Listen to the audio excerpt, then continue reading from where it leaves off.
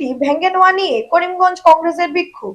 এই ন্যাক্কারজনক ঘটনাকে কেন্দ্র করে বরাক উপত্যকায় তীব্র ক্ষোভ ও উদ্বেগের সৃষ্টি হয়েছে।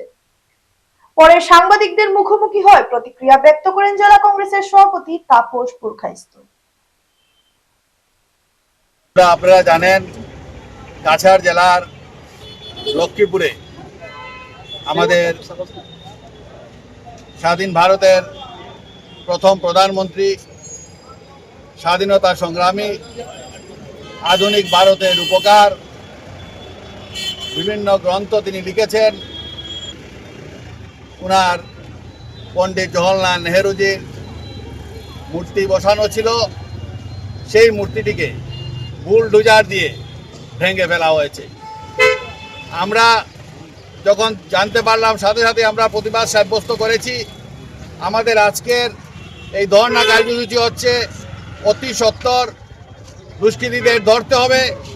আপনারা জানেন যে আমাদের মন্ত্রী কৌশিক রায়জির লক্ষ্মীপুরে এই অবমাননা কাণ্ড আজকে বাংলাদেশকেও হার মানিয়েছে।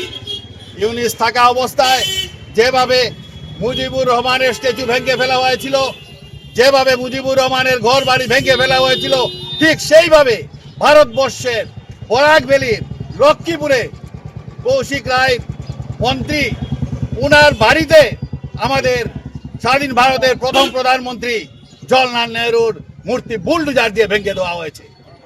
আজকে এই দেশে আমার থেকে লাভ কি?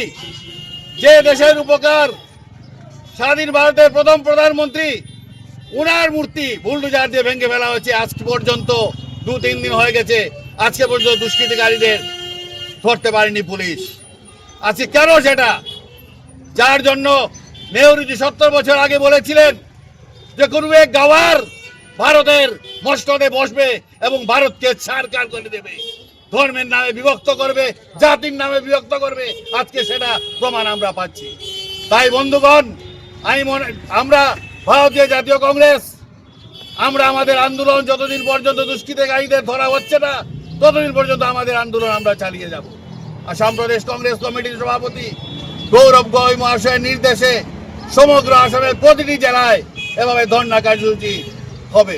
আজকে নেহরুর ভেঙেছে, অন্যদিন অন্য কিছু ভাঙবে।